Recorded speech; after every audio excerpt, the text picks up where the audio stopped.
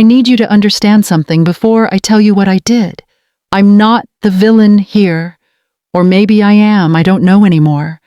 But when your own blood stands in front of a room full of people and makes you feel smaller than dirt, something inside you breaks, and what grows back isn't always pretty. My name is Claire Bailey. I'm 34 years old, and this is about the day I realized that sometimes the cruelest thing you can do to someone isn't refusing to help them. It's helping them in exactly the way they don't want to be helped. It started on a Tuesday night in March at my parents' house in Naperville, Illinois, one of those forced family dinners where everyone pretends everything is fine, even though we all know it isn't. The pot roast was dry, the wine was cheap, and the tension was thick enough to cut with the butter knife my mother kept fidgeting with. I'd driven 2 hours from my apartment in Chicago after a 12-hour shift at the hospital, still wearing my scrubs under my coat because I didn't have time to change. My feet ached, my back was sore, and all I wanted was to eat something warm and go home to my cat and my Netflix queue. But family is family, right? That's what Mom always said, as if blood relation was supposed to excuse everything. My brother Jason was already there when I arrived, 37 years old and still living in the same suburb where we grew up. He was sitting at the head of the table like he owned the place, wearing a suit that probably cost more than my monthly rent. His wife Michelle sat beside him, looking like she'd just stepped out of a country club brochure. All blonde highlights and tennis bracelet, their 2 kids were upstairs playing video games, and the whole scene felt like a Norman Rockwell painting. If Norman Rockwell had painted deeply dysfunctional Midwestern families who smiled with their mouths but never their eyes. Dinner started normally enough. Dad asked about my work. I'm a registered nurse in the ICU at Northwestern Memorial, and I told him about a patient we'd saved that week, a 72-year-old man who'd coded twice but pulled through. I could see Dad's eyes light up the way they always did when I talked about nursing. He'd wanted to be a doctor himself once, but life had other plans. He worked 40 years as a pharmacy technician and lived vicariously through my medical stories. Mom asked if I was seeing anyone, so I said no because I worked 60-hour weeks and barely had time to do laundry, let alone date. She made that disappointed face she's perfected over 3 decades of motherhood.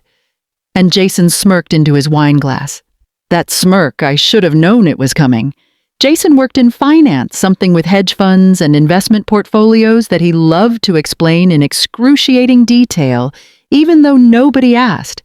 He made good money, or at least he used to. He drove a BMW, took vacations to Turks and Caicos, sent his kids to private school, and never let anyone forget it, especially not me.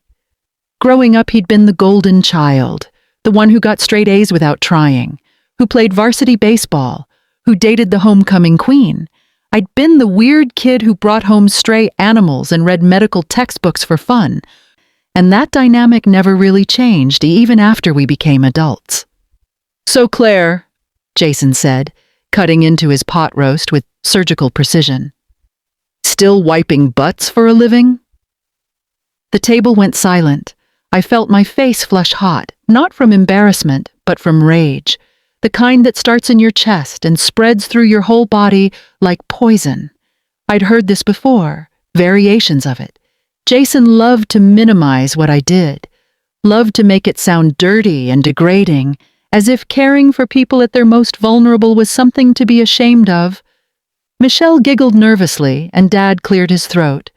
But Mom just looked down at her plate. She never stood up to Jason. None of them did. "I'm an ICU nurse," I said, keeping my voice steady, even though my hands were shaking under the table. "I save lives. What do you do again? Push money around a computer?" Jason's smirk widened. "I generate wealth, create opportunities, build futures. You change bedpans and take orders from doctors who actually went to real school. There's a difference between a career and a job, Claire. Maybe you'll understand that someday." Something in me snapped, Not loudly, not dramatically, but quietly, like a bone breaking underwater. I looked at my brother, really looked at him, at the expensive suit and the fake tan and the Rolex on his wrist, and I saw him for what he was. A man so insecure about his own worth that he had to tear down everyone around him to feel tall. I wanted to scream at him, wanted to throw my wine in his face, wanted to tell him that I'd held dying patients' hands and comforted grieving families and did more good in a single shift than he'd done in his entire life. But I didn't. Instead, I smiled, set down my fork, and excused myself to the bathroom. I stood in my parents' powder room with its floral wallpaper and potpourri that smelled like artificial lavender. Staring at myself in the mirror, my eyes were red, not from crying, but from exhaustion and fury. I'd worked doubles all week. I'd watched a 28-year-old mother die from complications during childbirth. I'd performed CPR until my arms gave out. I'd done everything I could, and it still wasn't enough. And I'd come here tonight hoping for comfort, for family, for someone to tell me I was doing okay. Instead, I got Jason. When I came back to the table, the conversation had moved on. They were talking about Jason's son's baseball tournament, something about a playoff game in Schaumburg. I sat down and pushed food around my plate and nodded in the right places. But I wasn't really there anymore. I was somewhere else, somewhere calculating and cold, planning something I didn't fully understand yet. After dinner, while Mom was serving store-bought apple pie, Jason's phone rang. He stepped into the hallway to take it, and I could hear his voice rising, sharp and defensive, when he came back. His face was tight. The smirk was gone. Michelle touched his arm and whispered something, but he shook his head. Dad asked if everything was okay, and Jason said it was fine. Just business, but I could tell it wasn't fine. I'd seen enough people lie about being okay to recognize the signs. Over the next few weeks, I did something I'm not proud of. I started paying attention to Jason's life in ways I never had before. Not because I cared, but because I wanted to understand what made him feel entitled to treat people the way he did. I followed his wife Michelle on social media even though we weren't friends. I watched as her posts changed from vacation photos and restaurant check-ins to vaguer things, motivational quotes about strength and perseverance. Fewer pictures of Jason. I noticed things. The BMW disappeared from their driveway, according to Google Street View updates. Replaced by a Honda, Jason stopped posting about client dinners and golf outings, and Michelle started selling clothes on a Facebook marketplace group. Expensive things, designer purses and shoes that had never been worn. I could have confronted him directly, could have asked what was happening, but we weren't that kind of siblings. We didn't talk about real things. We performed for our parents and maintained the illusion of family unity, and then went back to our separate lives. But I knew something was wrong, and that knowledge felt like power.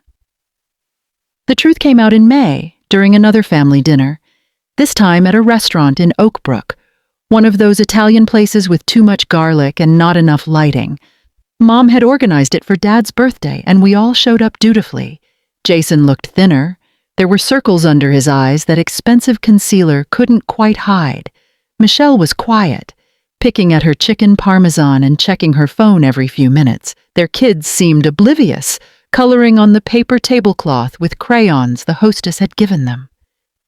After the check came, Dad went to the bathroom and Mom followed him, probably to help because he'd been having trouble with his hip lately, and suddenly it was just me and Jason and Michelle and the kids at the table. The silence stretched out uncomfortable and thick, and then Michelle excused herself to take the kids to look at the fish tank near the entrance, and it was just me and Jason. "You look tired," I said, and I meant it. He did look tired. Exhausted, really, like someone carrying a weight too heavy to bear. Jason laughed, bitter and sharp. "Yeah, well, some of us have real problems, Claire. Not everyone gets to live in a one-bedroom apartment with no responsibilities." "What happened?" I asked, keeping my voice neutral, clinical. the way I did with difficult patients. He looked at me for a long moment, and I saw something crack in his facade. "Why do you care? You hate me." "I don't hate you, Ken," I said, which was true in that moment. I felt a lot of things toward Jason, but hate wasn't quite right. Resentment, maybe. Anger, definitely. But also something else. Something like pity. "Just tell me." He told me everything. The hedge fund he'd invested in had collapsed. Some kind of Ponzi scheme that took hundreds of investors down with it. He'd lost almost everything. His savings. His retirement accounts. Money he'd borrowed against the house. He owed $200,000 to various creditors. The bank was threatening foreclosure. They'd already repossessed the BMW. He was 3 months behind on the kids' private school tuition. Michelle had gone back to work at her old job as a dental hygienist, but it wasn't enough.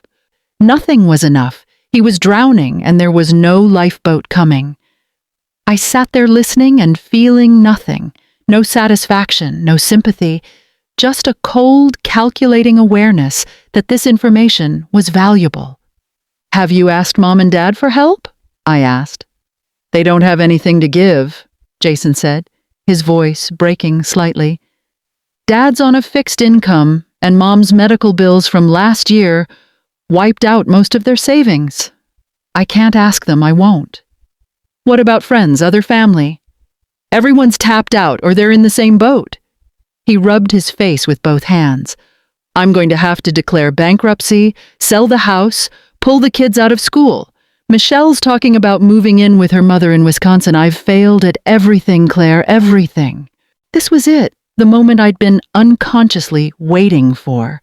My brother, the man who'd spent decades making me feel small and worthless, was sitting across from me, broken and desperate, asking for nothing because he was too proud to ask, but hoping I might offer anyway. And I could have walked away, could have said something kind and moved on with my life, could have been the bigger person, but I didn't. "I could help you," I said slowly. Jason's head snapped up. "What?" "I could pay off your debts," I said. "I have money saved, investments. I live below my means. I could write you a check tomorrow for $200,000 and barely feel it." This wasn't entirely true. I had savings, but not that much. But I could get it if I wanted to. I could take out loans against my retirement accounts, could liquidate investments, could make it work. The question wasn't whether I could do it, but whether I would, and more importantly, what I'd want in return. Jason stared at me like I'd grown a second head. "You're joking." "I'm not joking," I said. "I'll pay off everything, the creditors, the mortgage arrears, the tuition, all of it. I'll write the checks myself and send them directly to whoever you owe. You'll be debt-free. You can keep your house. Your kids can stay in school. Michelle won't have to move to Wisconsin." "Why would you do that?" Jason asked, his voice small and suspicious. "Because you're my brother," I said, letting the words hang there for a moment. "And because I want something in return." "What?" "I want you to tell everyone the truth," I said, leaning forward. "I want you to call Mom and Dad right now and tell them that your nurse sister, the one who wipes butts for a living, is bailing you out of financial ruin.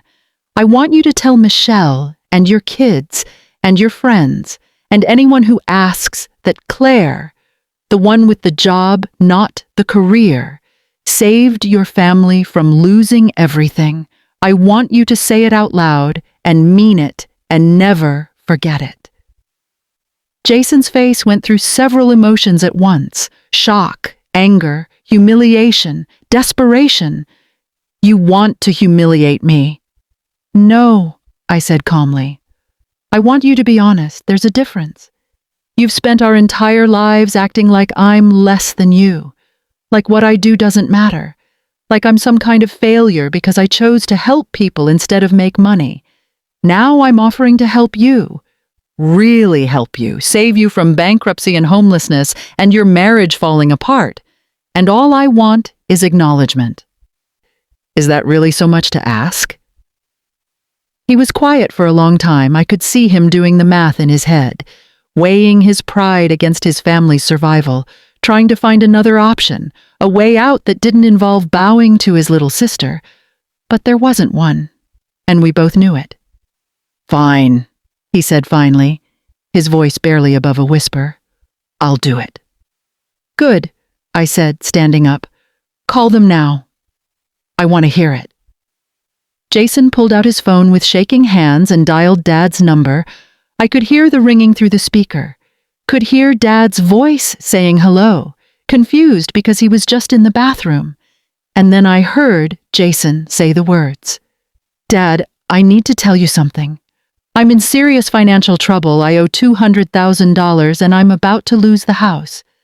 But Claire, she's going to help me. She's going to pay off all my debts. She's saving us. My nurse sister is saving my entire family." There was silence on the other end. Then Mom's voice in the background asking what was happening. Then Dad's voice again asking if this was true, asking if I was really there, asking to talk to me. I took the phone from Jason. "Hi, Dad, it's true. I'm helping Jason out. It's what family does, right?" Dad was crying. I could hear it in his voice. "Claire, sweetheart, I don't know what to say. This is incredible. You're incredible." "Thanks, Dad," I said, watching Jason's face as I spoke, watching him absorb the reality of what was happening. "I'll come by this week and we'll figure out all the details. Tell Mom I love her." I handed the phone back to Jason and sat down. Michelle returned with the kids and asked what was happening. Jason told her, his voice flat and defeated. Michelle looked at me with tears in her eyes and said thank you over and over. And I smiled and said it was nothing. Family is family. Over the next 2 weeks, I made good on my promise. I liquidated my investment accounts, took out a loan against my 401k, borrowed money from a credit union, and cobbled together $215,000 to cover all of Jason's debts, plus a little extra for immediate expenses. I wrote checks to his mortgage company, his credit card companies, the private school, the various creditors who'd been calling 3 times a day. I sent each payment with a certified letter explaining that this was a gift from Claire Bailey to Jason Bailey, permanently resolving the debt in full. I made Jason come with me to each bank, each office, each meeting. I made him stand there while I signed the checks and handed them over. I made him watch as balances zeroed out and representatives shook my hand and thanked me for my business. I made him feel every single moment of it. And he did. I could see it in his face, the shame and the gratitude, mixing into something toxic and uncomfortable. When it was done, when every debt was paid and his credit score was on its way back to something respectable, I met him for coffee at a Starbucks in Wheaton. He looked better already, the weight lifting off his shoulders, the color returning to his face. Michelle had apparently cried for an hour when she found out the house was safe. "Thank you," Jason said, stirring his coffee without drinking it. "I know I haven't said it enough, but thank you. You saved us. You really did." "You're welcome," I said.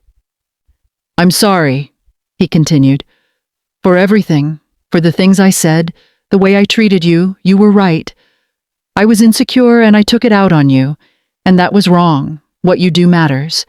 It matters more than what I do. I see that now." I nodded, sipping my latte. "I appreciate that." "We're good, right?" Jason asked. "I mean, we can move past this, be better, be real siblings?" "Sure," I said. "We can do that." But we both knew it was a lie. You don't come back from something like this, from the kind of calculated help that's designed to wound as much as heal. Jason would never look at me the same way again. Every family dinner, every holiday, every casual interaction would be colored by this, by the knowledge that I'd saved him, that his life continued because I allowed it to, that his pride and his sense of self had been purchased for $200,000, and the price was knowing that his little sister The nurse with the job, not the career, was the one person who could have let him drown but chose to throw him a rope with thorns on it. The next family dinner was in July, a 4th of July barbecue at Jason's house, the house he still owned because of me. Michelle had put up decorations and made potato salad, and Jason grilled burgers with American flags stuck in them. The kids ran around with sparklers, and Dad told old war stories from his Navy days, and Mom fussed over everyone, making sure we all had enough to eat. Jason was different now, careful around me, polite in a way that felt forced and painful. He asked about my work and actually listened to my answers. He didn't interrupt or make snide comments. He called me a healthcare hero in front of his neighbors, and I saw how much it cost him to say it, how each word was like pulling teeth. At one point, Michelle pulled me aside near the grill. "I don't know how to thank you," she said, tears in her eyes again. She cried a lot now, tears of relief and gratitude and complicated emotions. "You saved our family, our marriage, everything. I'll never forget it." "I know," I said, squeezing her hand. "I know you won't." And that was the point, wasn't it? They would never forget. None of them would, for the rest of their lives. Every time Jason looked at his house or his kids or his intact life, he would remember that it was there because of me, because of the sister he'd mocked and belittled and tried to make feel worthless. He would remember that when he needed someone, when he was broken and desperate and out of options, it was the nurse with the job, not the career, who saved him. That's the thing about helping people. It can be the kindest thing in the world, or the cruelest, depending on how you do it and why. I could have helped Jason quietly, privately, could have paid his debts anonymously and let him think it was insurance money, or an inheritance or some other fiction that would let him keep his pride. But I didn't. I made sure everyone knew. Made sure he had to say it out loud, had to acknowledge my worth in the most public and humiliating way possible. And now he was trapped, grateful, and resentful, in equal measure, beholden to me in ways that would never fully resolve. Sometimes late at night, lying in my apartment with my cat purring on my chest, I wonder if I'm a good person. I save lives every day at work. I hold hands and comfort families and do everything I can to ease suffering. But what I did to Jason wasn't about easing suffering.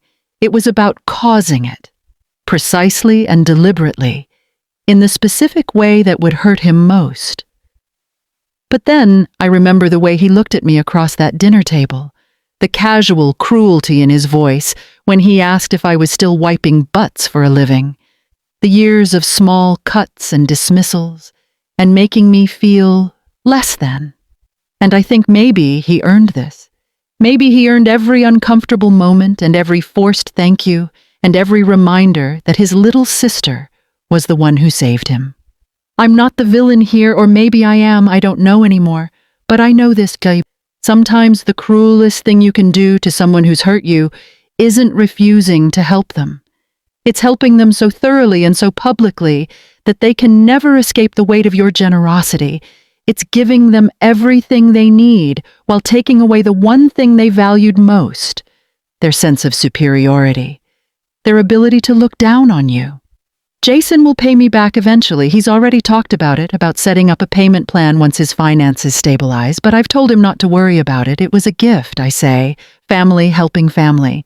And I can see how much he hates that. Hates that he can't turn this into a loan with terms and interest, can't make it transactional and businesslike, can't reduce it to something other than what it is, which is his nurse sister saving him from ruin because she could and he couldn't stop her. That's my power now, not the power to withhold help, but the power to give it unconditionally, irrevocably, in ways that can never be undone or repaid or forgotten.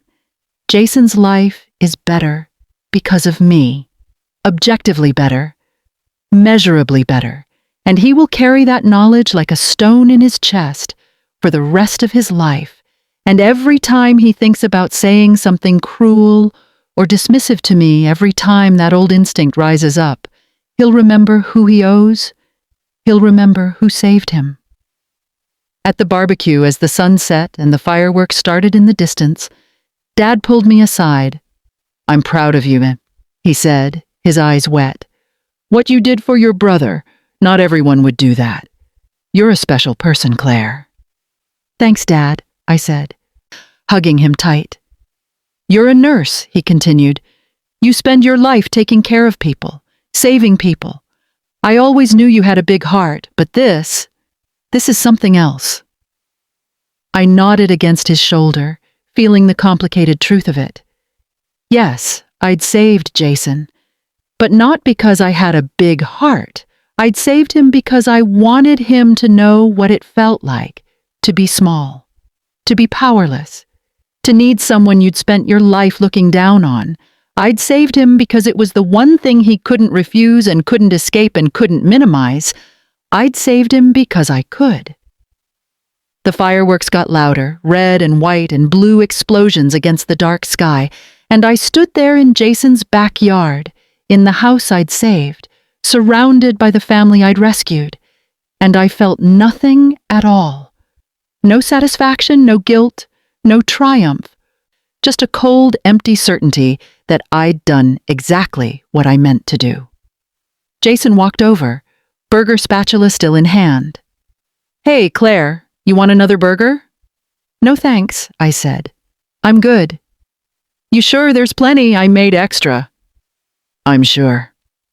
He nodded, awkward and trying too hard. "Okay, well, let me know if you change your mind.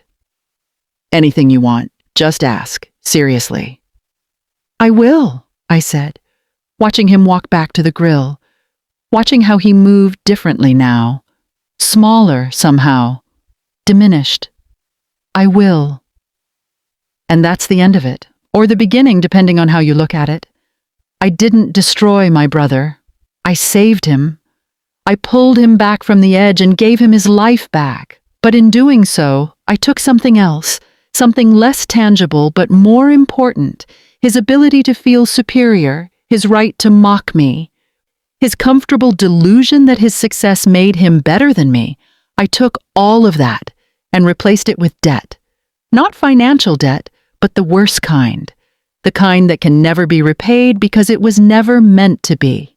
The kind that just sits there between us at every family gathering, every phone call, every interaction, heavy and permanent and impossible to ignore.